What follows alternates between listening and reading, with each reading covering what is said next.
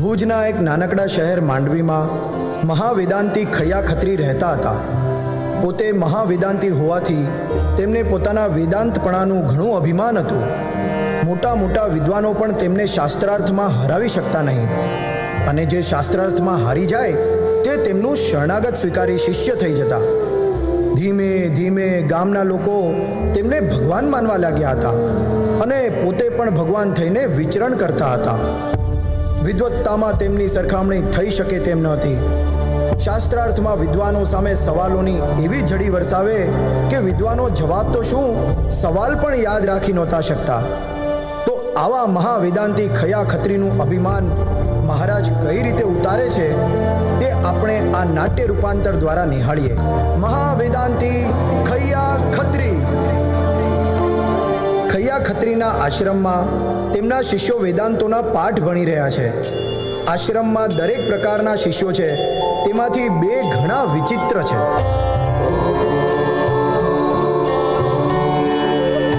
એકોહમ બહુસ્ય પ્રજાયેય નિરંજન પરમ સામ્યુક્તે યતો વાચો નિવર્તન્તે અપ્રાપ્ય મનસા સહ એકમેવ અદ્વિત્યમ બ્રહ્મ સર્વખલ્વિદમ બ્રહ્મ નેહ નાનાસ્તિ કિંચન સર્વખલ્વિદમ બ્રહ્મ.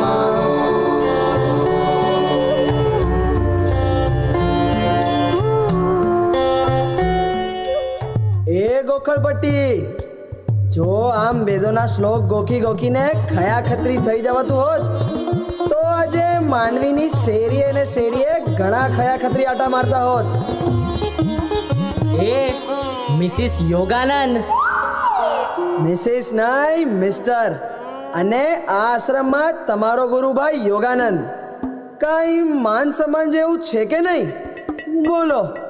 અને મિસિસ અને મિસ્ટરમાં ખબર પડતી નથી, અને વળી ખયા ખત્રી થવું છે. હિન્દી હજી મારી જેવું બોલે છે. આવતા હે, ખવડાવતા હે ને છાણા ટીપતા હે ને આવ્યા બહુ મોટા અંગ્રેજી બોલવાવાળા. હા હા મિસ્ટર યોગાનંદ, તો હવે તમે જ કહો, કેવી રીતે મોટા વેદાંતી થવાય? મારે કાંઈ આ બધાની જેમ ઢ નથી રહેવું. અરે એના માટે તો ખૂબ જ મહેનત કરવી પડે. વેદાંતને ગોળી અને ઘૂંટીને પી જવું પડે.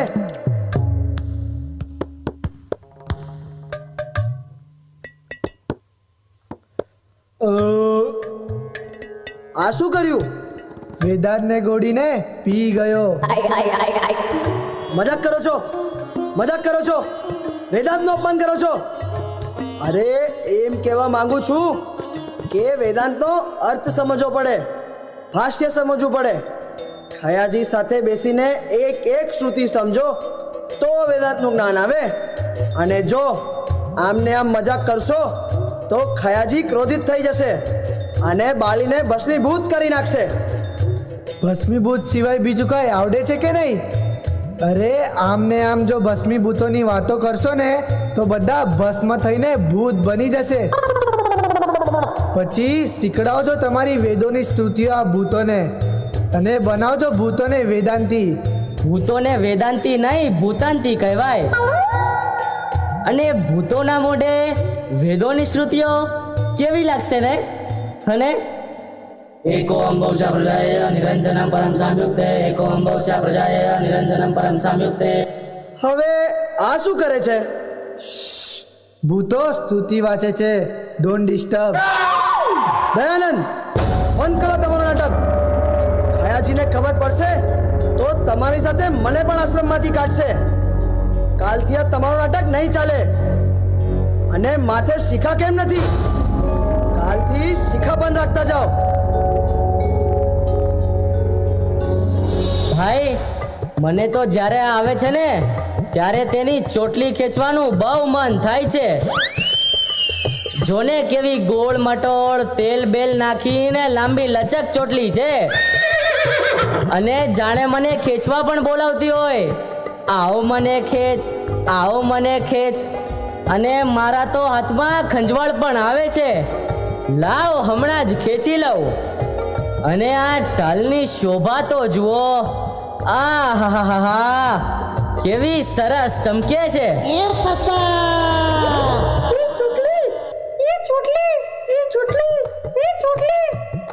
કોણ બોલ્યું? કોણ બોલ્યું? અરે આને ચોટી નહીં, શિખા કહેવાય. આપણી પીઠ પર આવેલી સુષુમ્ના નાડી ઉપર આવીને અહીંયા જ સમાપ્ત થાય છે. આપણી શિખાથી ઉર્જા ઉત્પન્ન થાય છે, જે સુષુમ્ના નાડીને ઉષ્મા આપે છે, જેથી તે શરીરની તમામ વાત નાડીઓને જાગૃત અને ઉત્તેજિત રાખે.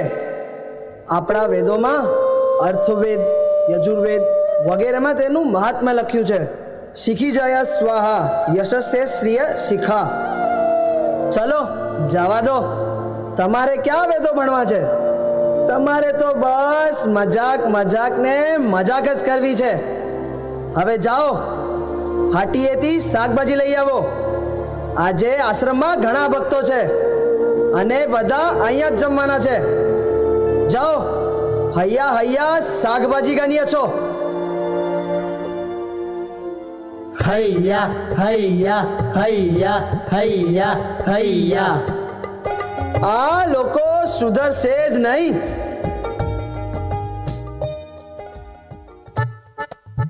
એ તાજું મીઠું શાક લેતા જાઓ, તાજું મીઠું શાક. 10 ની દૂધી, 10 ની દૂધી, 10 ની દૂધી, 20 ની જોડી, 20 ની જોડી, 20 ની જોડી, 15 ના રીંગણા, 15 ના રીંગણા, 15 ના રીંગણા. વડતાલથી આવેલું શાક લેતા જાઓ, લેતા જાઓ, લેતા જાઓ, લેતા જાઓ. વડતાલથી આવેલું શાક લેતા જાઓ.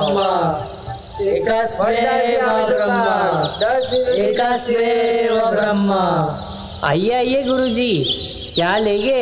वड़ताल से आया हुआ ताजा और मीठा सब्जी है.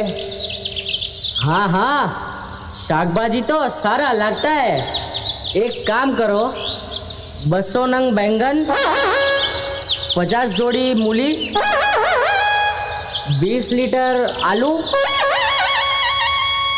और 15 किलोमीटर गवार, इतना दे दो.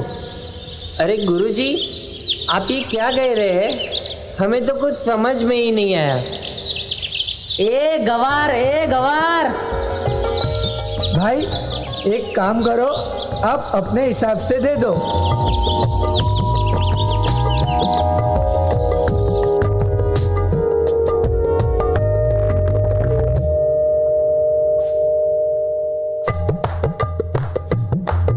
ये लीजिए गुरुजी.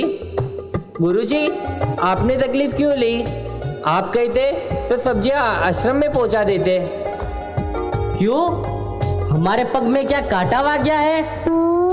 अच्छे खासे उभे तो है तुम्हारे सामने, बात करता है. चलो भाई, बहुत उतावल है. आश्रम में जाके शाक भाजी काटना है, रांधना है और हमारे भगवान खैया जी को मोढ़े में खवड़ावना है और उनको खुश करना है. चलो भाई, उतावड़ है. हालो, नहीं तो योगानंद आज तो आश्रम में से निकाल देगा. हाँ भाई चलो, आश्रम में बहुत काम है. आश्रम में जाके छाना भी टिपना है. और हाँ, मैं जब भी छाना टिप के दीवार में चौपटने जाता हूँ तो लोंदा नीचे गिर जाता है.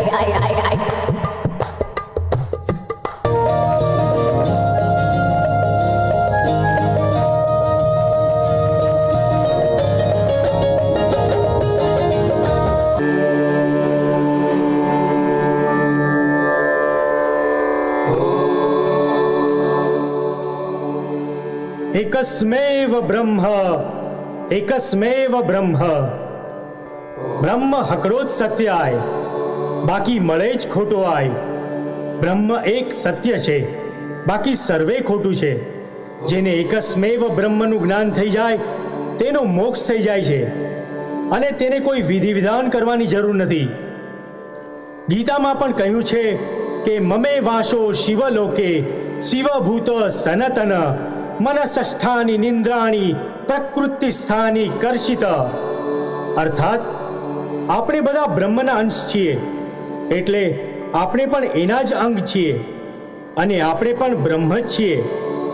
અને ફરી પાછો આ દેહ એક બ્રહ્મને વિશે જ લીન થાય છે.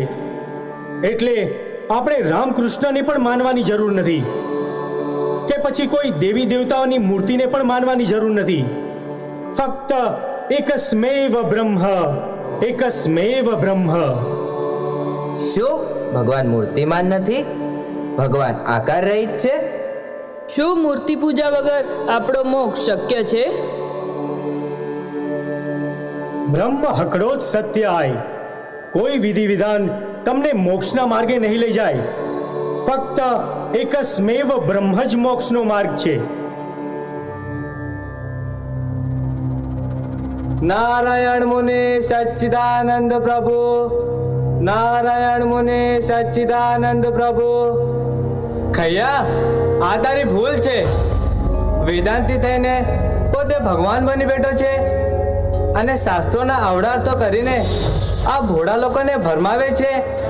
અરે, તારું પતન તો નિશ્ચિત છે. અને જો બચવા માંગતો હોય ને તો આ ભૂમિ પર પ્રગટ ભગવાન વિચરે છે, તેના શરણે થા, જેથી તારું અને આ દરેક ગરીબ પ્રજાનું કલ્યાણ થાય. તને તારી વિદ્વત્તાનું એટલું જ અભિમાન હોય ને તો ફૂકી દે આ રણસિંગો શાસ્ત્રાર્થનો સ્વામિનારાયણ સાથે. પછી ખબર પડે સાચો ભગવાન કોણ, તો કે પેલા સ્વામિનારાયણ. નારાયણ મુનિ સચ્ચિદાનંદ પ્રભુ, નારાયણ મુનિ સચ્ચિદાનંદ પ્રભુ. ખૈયાજી, ફકીર બાવાજી સાચું કહે છે. સ્વામિનારાયણ માંડવીમાં એમના ભક્તોને ત્યાં પધરામણી કરવા આવવા માંગે છે. હું માંડવીનો ભગવાન ખૈયો, માંડવીના નગરજનો જેને ભગવાન માને છે તેની વિદ્વત્તાઓ પર પ્રશ્ન ચિહ્ન. બોલાવો સ્વામિનારાયણને અને કરો શાસ્ત્રાર્થની તૈયારી. હું પણ તો જોઉં સ્વામિનારાયણમાં એવું તે શું છે કે લોકો તેને ભગવાન કહે છે. બોલાવો સ્વામિનારાયણને. ભુજના કારભારી એવા સુંદરજીભાઈ અને હીરજીભાઈ સ્વામિનારાયણ ભગવાનના ભક્ત છે અને સભાની ગોઠવણ કરવા માટે તેઓ તમને મળવા આવ્યા છે. તો વાત છે ની, ચાલો મળી લઈએ.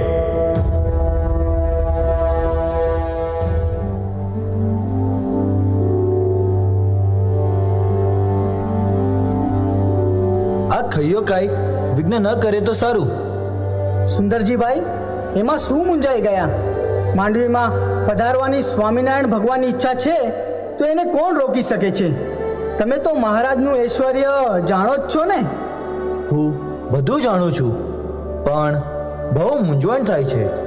ખૈયો મોટો વેદાંતી છે અને એવા અટપટા સવાલ પૂછશે, અને જો મહારાજ જવાબ નહીં આપી શકે તો આ સંપ્રદાય વગવાશે.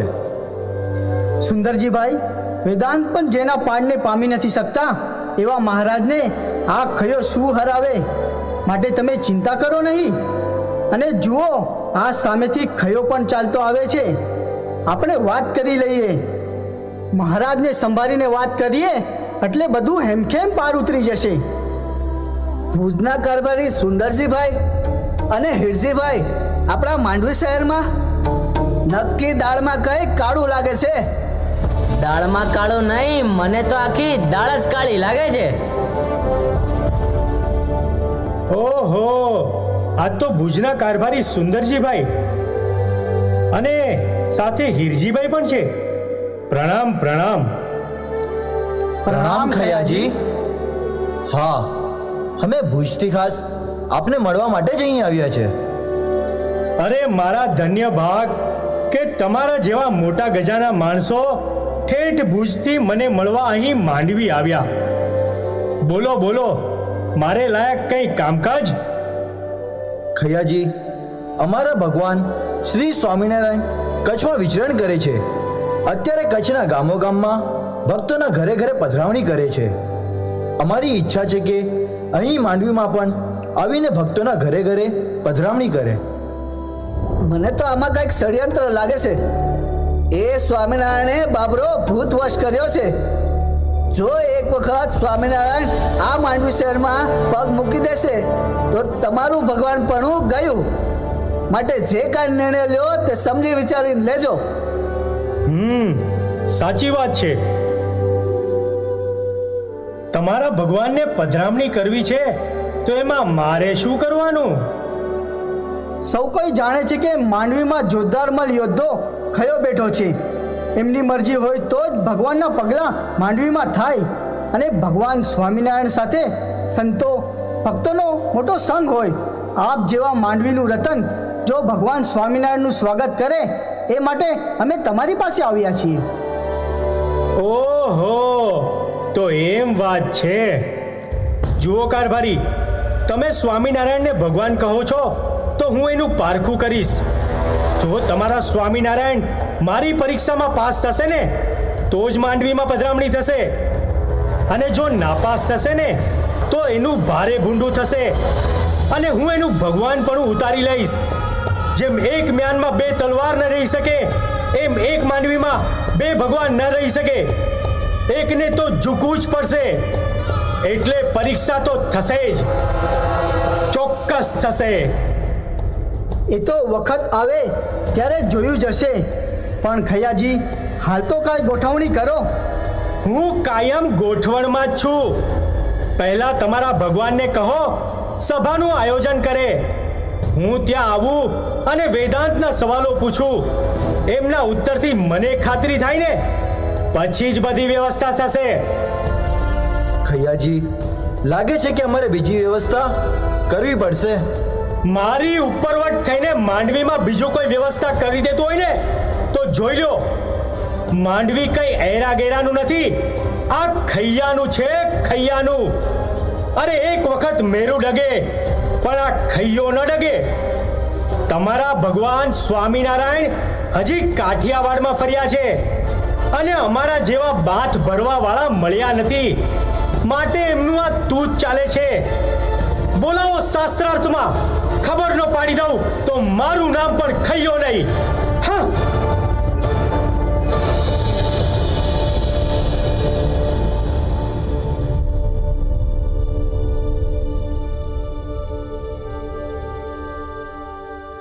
હીરજીભાઈ, આપણે આને ક્યાં જાણ કરી? ચૂપચાપ મહારાજની પધરામણી કરી દીધી હોત તો આ પલોજણ જ ન જાગ્યો હોત. સુંદરજીભાઈ, તમે શું કામ ચિંતા કરો છો? મહારાજ તો દયાવાન છે, સર્વ અને બુદ્ધિને દેનારા છે. તેને આ પામર જીવ કેવી રીતના પહોંચી શકે? ચલો મહારાજને ખબર કરીએ. આગે આગે ગોરખ જાગે. ખૈયાજી, શાસ્ત્રની જાહેરાત તો કરી દીધી, પણ તમે સ્વામિનારાયણને એવા પ્રશ્નો પૂછજો કે જવાબ દઈ ન શકે. અને જો જવાબ દઈ ન શકે તો સ્વામિનારાયણને માંડવીની બહાર કરતા જરાય ખચકાતા નહીં. આમ શાસ્ત્રાર્થનું રણશીંગું તો ફૂંકાઈ ગયું અને ખૈયાજી પણ ખૂબ જ તત્પર છે સ્વામિનારાયણ ભગવાનનું ભગવાનપણું ઉતારી દેવા માટે. પણ આવા અભિમાનીને ક્યાં ખબર છે કે મોહન વરને માન સંગાથે વેર જો. માનને અને ભગવાનને ઘણું છેટું છે. પણ બીજી બાજુ મહારાજ તો એકદમ નિશ્ચિંત થઈને બ્રહ્માનંદ સ્વામી સાથે અલૌકિક લીલા આદરે છે. બ્રહ્માનંદ સ્વામી, આમ એકલા એકલા કેમ હસો છો? કાંઈ નહીં મહારાજ, આ તો તમારી શોભા નિરખતા એક તુક્કો સૂજ્યો. કેવો તુક્કો સ્વામી? અમે પણ હસી, અમને જણાવો. કાંઈ નહીં કૃપા સિંધુ, તમારે તો કેવું સારું ને. હે ને માથે છત્ર છાયા હોય, આભૂષણ અલંકાર પહેર્યા હોય ને સેવા કરવા વાળા હોય, માન સન્માન થતા હોય ને શોભાયાત્રાઓ નીકળતી હોય. બસ તમારે તો પાંચે વાંગડીઓ ઘીમાં હો મહારાજ. સ્વામી, ભગવાન થવું કઈ સહેલું નથી. સહેલું નથી, પણ મજો મજો તો ખરો ને. હે મજો મજો ભાઈ, મજો મજો. સ્વામી, તમારે ભગવાન થવું છે? ભગવાન તમે હવે રહેવા દો ને. ના ના, સાચે જ, અમે મજાક નથી કરતા. હવે આ ઉંમરે ક્યાં ભગવાન ભગવાન, તમે મારી મસ્કરી નહીં કરો મહારાજ. સ્વામી, હું સાચું કહું છું. તમારે ધૂળ ફાંકવી છે કે લાડવા ખાવા છે? ભગવાન ધૂળ બહુ ખાધી, આ ગામડે વિચરણ કરી કરીને નકરી ધૂળ જ ફાંકી છે. અને ધૂળ ન મળે ને તો ક્યારેક લોકોની ગાયડીઓ પણ ખાધી, અને નવરા બેઠા બગાસા પણ ખાધા છે. અને કાંઈ ન મળે ને મહારાજ તો હવા પણ ખાધી છે. અને આ લાડવા ગોળ હોય કે ચોરસ, એ તો હાવ ભૂલાઈ જ ગયું છે મહારાજ. સ્વામી, અમે કહીએ તેમ કરો તો તમને લાડવા જમાડીએ. તો ભગવાન હવે બોલી જ નાખો ને. આમ વાતોથી પેટ નહીં ભરાય, અને લાડવા ખાવાનો અવસર તો ક્યારેક જ મળે હો મહારાજ. આજે તમે અમારી ગાદી ઉપર બેસો. ભલે મહારાજ.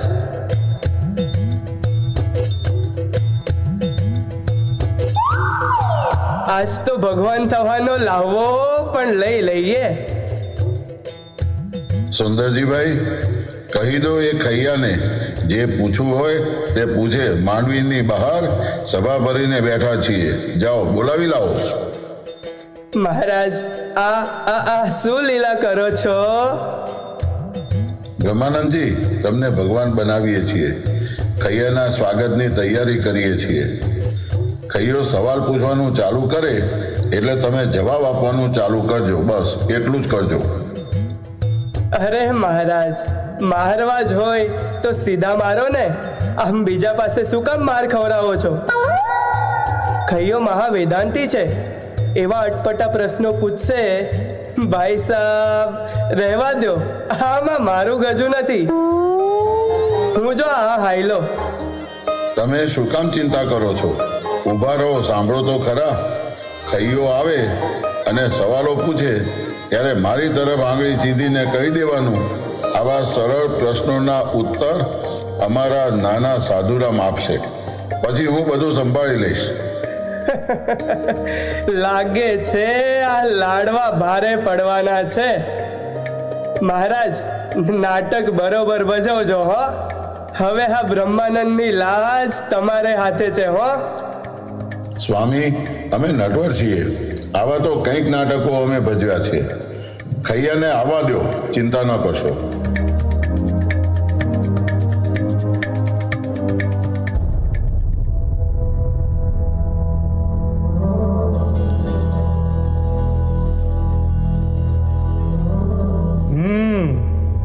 તો તમે સ્વામિનારાયણ એમ ને?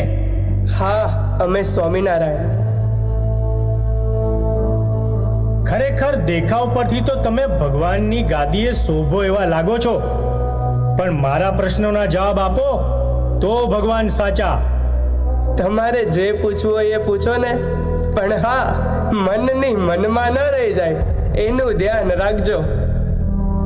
સ્વામિનારાયણ, હું વેદાંતી છું.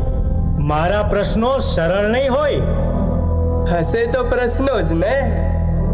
હા, પણ એક નહીં, 108.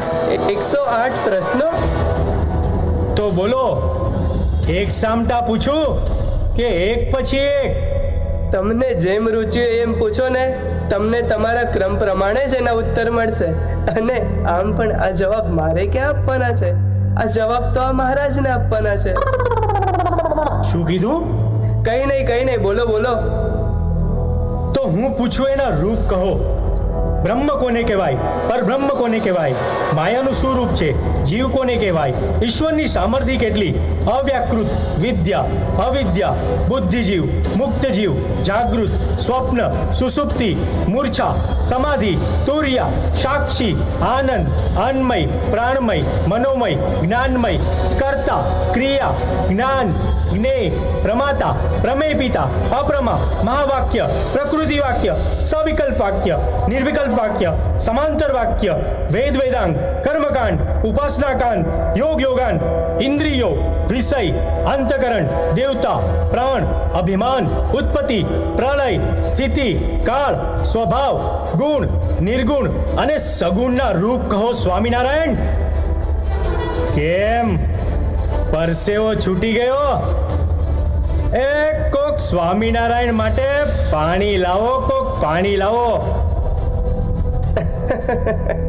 લે ખૈયા, મને લાગ્યું કે તમારા પ્રશ્નો બહુ જ અઘરા હશે, પણ આ તો સાવ સરળ પ્રશ્નો છે. મારા પ્રશ્નો કદાચ સાંભળવામાં સરળ લાગતા હશે, પણ આજ સુધી આ પ્રશ્નોના જવાબ કોઈ આપી શક્યું નથી. અરે જવાબ તો બાજુએ રહ્યા, આ પ્રશ્નો યાદ પણ નથી રાખી શક્યા. અરે ખૈયા, તે આવા નાખી દીધા જેવા સવાલો કરીને તે તારી અજ્ઞાનતા છતી કરી છે.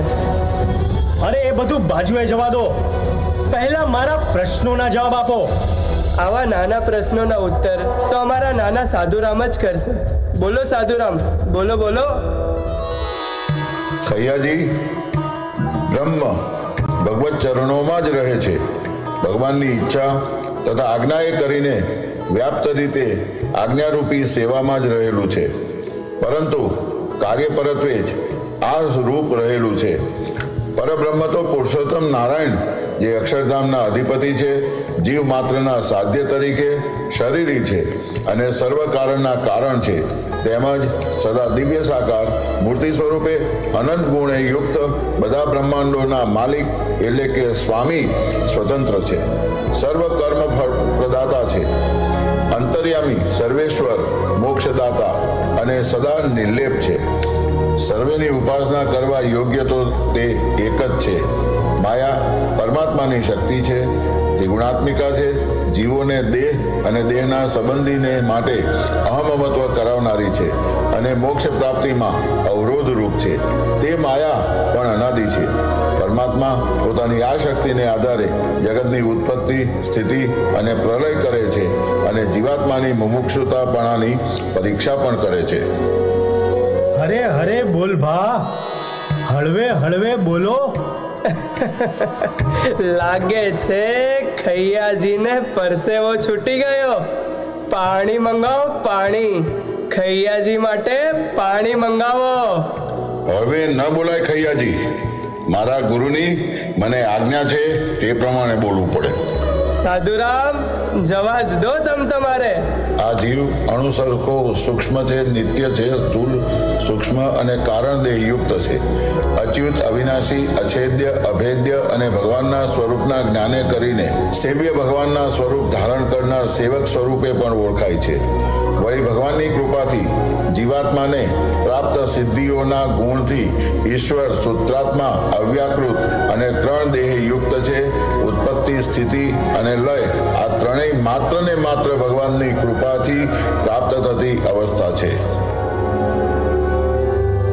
આવતો સાવ ભાન ભૂલી ગયો.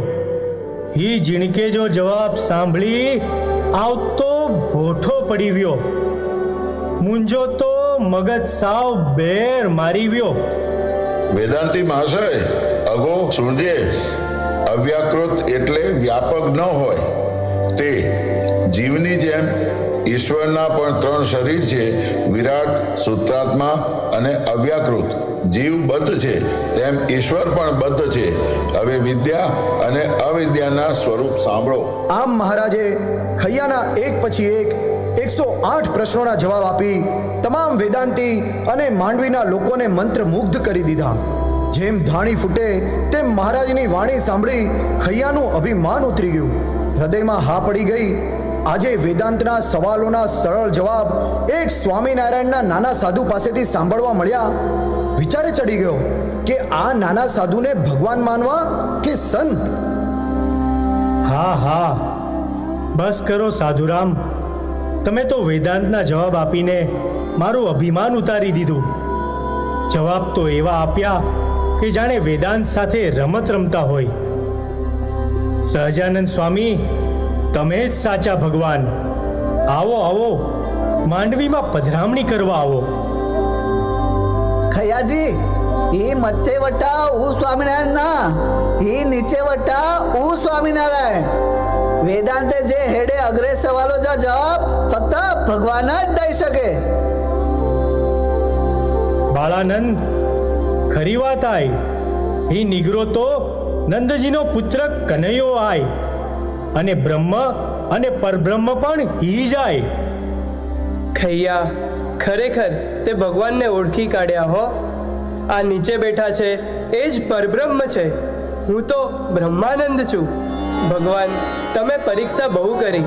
હવે તમારી ગાદી તમે સંભાળો અને આ બ્રહ્માનંદને તો બસ તમારા ચરણોમાં રહેવા દો.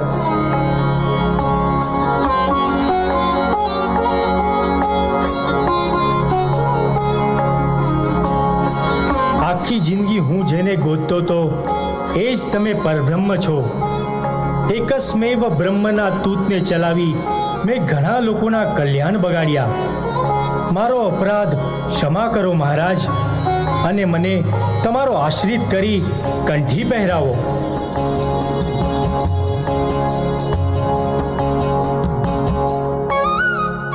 ભક્તો, આજથી આ માંડવીના એક જ ભગવાન છે, અને તે છે સહજાનંદ સ્વામી. બોલો સ્વામિનારાયણ ભગવાનની જય!